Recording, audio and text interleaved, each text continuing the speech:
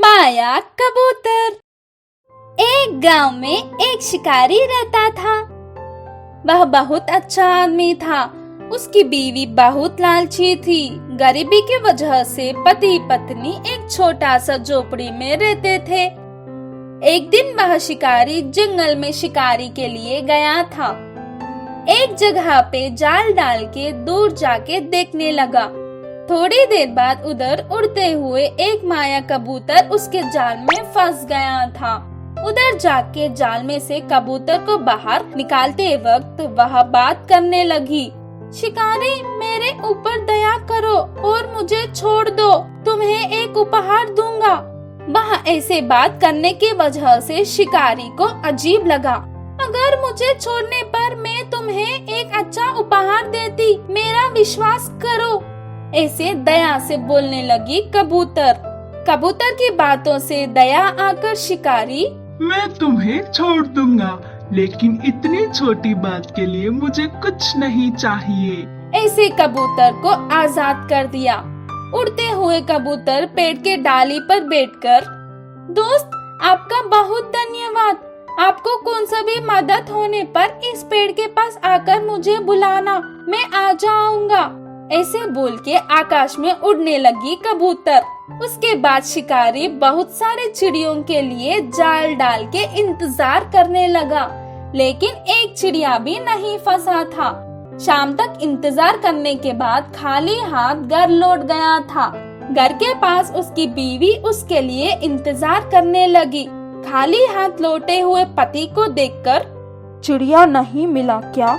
ऐसे करे तो हमारा परिवार कैसे चलेगा? ऐसे चिल्लाने लगी। उसके वजह से शिकारी माया कबूतर की पूरी कहानी बोला। वह सुनने के बाद बीवी गुस्से से, आप पागल हो गए क्या? उसका उपहार का प्रस्ताव को स्वीकार कर लेना था ना। यह देखो, इस मटके में से पानी झर रहा है, जाके दूसरा नया मटका पूछो मायावी कबूतर को। ऐसे बेचने लगी अपने पति को। पति उस पेड़ के पास जाकर कबूतर को बुलाया। माया कबूतर प्रत्यक्ष हो गया। क्या चाहिए दोस्त, पूछो, ऐसे बोली। मेरी बीवी नया मटका चाहिए बोल के बोल रही है, ऐसे वह बोला। घर जाके देखो, तुम्हें जो चाहिए वह मिल जाएगा, ऐसे बोल के मायावी कबूतर गायब हो गया था। वह घर जाने के बाद एक चमकता हुआ मटका था। खुश हो क्या? बोल के अपने पत्नी को पूछा। खुशी क्या? वह मायावी कबूतर हमें और बहुत कुछ दे सकती है। आके एक नया घर चाहिए बोल के बोलो। पति फिर से पेड़ के पास जाकर कबूतर को बुलाया।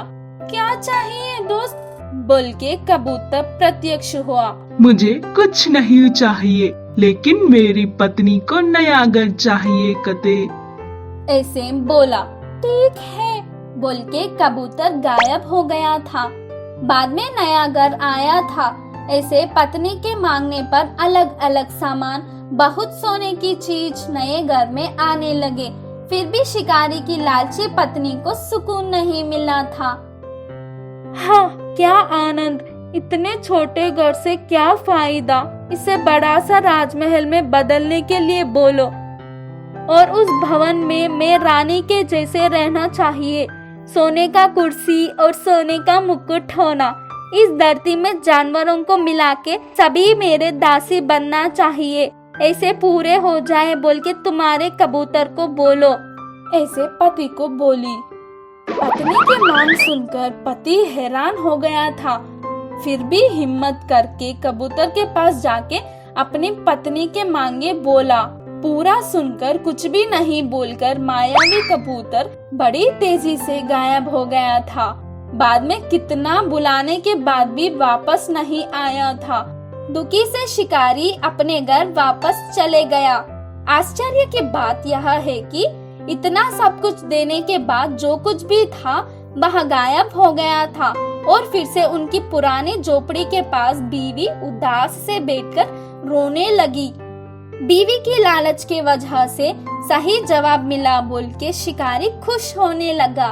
इस कहानी का शिक्षा यह है कि लालच बुरी बला है। घमंडी भेड़िया। एक बार एक गांव में गोपैया नामक एक छोटा सा किसान रहता था। उसके पास बहुत सारे भेड़िया रहते थे। उन्हें सुबह सुबह ही जंगल में ले जाकर पूरा दिन चराने के बाद वापस शाम में घर ले जाता था। सभी भेड़ियों को भरपेट खाना देकर मालिक बहुत अच्छे से देखभाल करता था। उन भेड़ियों के समूह में से एक भेड़िए को बहुत घमंड था, क्योंकि उसे बचपन से गोपैया लाड़ प्यार से बड़ा करा। इसीलिए वह दूसरे भेड़ियों से भी बहुत खुश नसीब है सोचकर अति आनंद होता था। जो कोई भी पास से निकलता था तो बिन मतलब से गुस्सा होकर उसके झुके हुए सींग से घुमा घुमा कर उनको जख्म कर देता था। उसे सभी लोग घमंडी भेड़िया बोल के बोलते थे। उस घमंडी भेड़िया के बारे में गोपैया को शिकायत करते थे। भेड़िए के मालिक को वह एक सिरदर्द बन गया था। उसके वह भेड़ियों से बहुत प्यार था, इसीलिए उससे छुटकारा भी नहीं हो पा सकता था। सभी इकट्ठे होकर चर्चा करने के बाद आखिर में एक उपाय निकाले। उस भेड़िए के गले में एक घंटी बांधूंगा, वह आने पर घंटी की आवाज सुनाई पड़ेगा, फिर सभी लोग उससे बचने के लिए वह से भाग सकते हो। उसके लिए सभी लोगों ने हाँ बोला। इसीलिए घमंडी भेड़िए के गले में गोपैया घंटी बांधा। घंटी बांधने से सभी लोग खुशी से सांस लेने लगे। वह जब आता था तो घंटी की आवाज सुनाई पड़ती थी, इसीलिए सभी लोग होशियारी से रहते थे। भेड़िए को घंटी बांधने के बाद और बहुत घमंडी हो गया था। मैं सबसे बढ़कर हूँ, इसीलिए मालिक ने मुझे घंटी बांधा, ऐसे सभी भेड़ियों को बोलता था। उस घंटी को देखकर बहुत खुश हो जाता था। उसके अजीबोगरीब हरकतें देखकर बाकी भेड़िए तंग आ गए थे। एक दिन उस घमंडी भेड़िए को सबक सिखाना बोल के उम्र से एक बड़ा भेड़िया, यह घंटी तेरे लिए सुंदर सा हार है बोल के घमंड हो रहे हो, पर तू अहंकार से हर व्यक्ति को मार रहे हो बोल के सभी अपने बचाव के लिए तुझे घंटी पहना दिए। इसी बात से मन ही मन खुश होने के वजह नहीं, ऐसे सच बोल दिया था। उसके बाद सुनने के बाद भेड़िया सोच में पड़ गया था। शुरुआत में सारी बातों को याद करने लगा। जो बड़ा भेड़िया बोला वही सच है बोलकर समझ गया था। तुरंत अच्छे सीख लिया। उस दिन से वह जो कोई भी रास्ते पर चलता था उन्हें परेशान नहीं करता था। इतना ही नहीं, बाकी सभी भेड़ियों से दोस्ती से रहकर मालिक। लोमड़ी और बाघ का युद्ध। एक जंगल में एक लोमड़ी घूम रही थी। वह बहुत ही चालाक थी। उसके जंगल में कोई दोस्त नहीं था, क्योंकि वह लोमड़ी सबको हमेशा धोखा ही देती थी। कुत्ते, भेड़िया और कई जानवर भी इस लोमड़ी से नहीं मिलते, दोस्ती भी नहीं करते थे। उससे सारे जानवर बच के निकल जाते। रातों में वह लोमड़ी अपनी चीखों से दूसरे जानवरों को परेशान करती थी। खामोशी के रातों में भी उसकी वजह से किसी के भी नींद पूरी नहीं होती थी। चूहे बिलों से बाहर नहीं निकलते थे, पंछियां घोंसलों में ही रह जाते और बाकी के जानवर भी उसके चीख ना सह पाते हुए अपने अपने जगहों में ही रह जाते। ऊपर से वह लोमड़ी अपनी बड़ाई करती फिरती और बोलती, मुझसे ज्यादा जोर से और कोई नहीं चीख पाएगा। मेरी चीख सुनते ही सारे जानवर डर के भाग जाएंगे। इस प्रकार लोमड़ी बहुत गड़बड़ी हो गई थी। ऐसे मत चीखो करके बोलने का साहस कोई भी जानवर नहीं कर पाता था। एक दिन उसे बड़ी बाघ की खाल मिली। उसे देखते ही लोमड़ी को एक अजीब विचार आया। तब से उसके चाल बढ़ते ही गए। वो उस खाल को पहन के बड़ी बाघ की तरह बनकर कहा, आज से मैं बाघ राजा हूँ। उसके सारे बल साहस मुझ में भी है। जंगल के किसी भी जानवर को डरा सकता हूँ। मैं अब से इस खाल को पहन कर ही घूमूंगा करके निर्णय किया। जंगल में नया आया हुआ बाघ को देख सारे छोटे जानवर डर के कांपने लगे। उस बाघ के कांडों को सह नहीं पाते हुए लोमड़ी बाघ के वेश में ही उस पूरे जंगल को राजा की तरह पालन कर रही थी। ऐसे कुछ दिन बीत गए। एक दिन वह लोमड़ी जंगल के एक कोने में गई। उधर वह अकेली थी। इतने में बड़ा बाघ उसके सामने आया।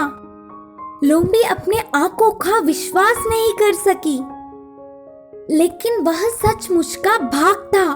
अब तक इस प्रांत में शेर बाघ नहीं आए ना, तो ये कहां से आ गया? बोलकर अंदर ही अंदर सोच के डरने लगी। बाघ की वेशभूषा पहनकर सबको डराने वाली लोमड़ी के बारे में जानकर बाघ गुस्से से लोमड़ी के ऊपर कूद पड़ा। उसमें भी बहुत बल और साहस है करके विश्वास करने वाली लोमड़ी उस सचमुच के बाघ के साथ युद्ध करने पर उतर आई। इससे सचमुच के बाघ और नकली बाघ के बीच बहुत देर युद्ध हुई, लेकिन लोमड़ी कब तक लड़ती? मदद के लिए चिल्लाने लगी, लेकिन कोई एक जानवर भी उसके मदद के लिए नहीं आए। आखिर में बाघ लोमड़ी को अपने मजबूत पंजे से एक पंजा मारकर मार दिया। बाकी जानवरों के साथ बेरहमी से रहने वाली लोमड़ी उतनी ही बेरहमी से मारी गई। इस कहानी की सीख है कि हमारी बुराई हमारा बुरा ही करता है।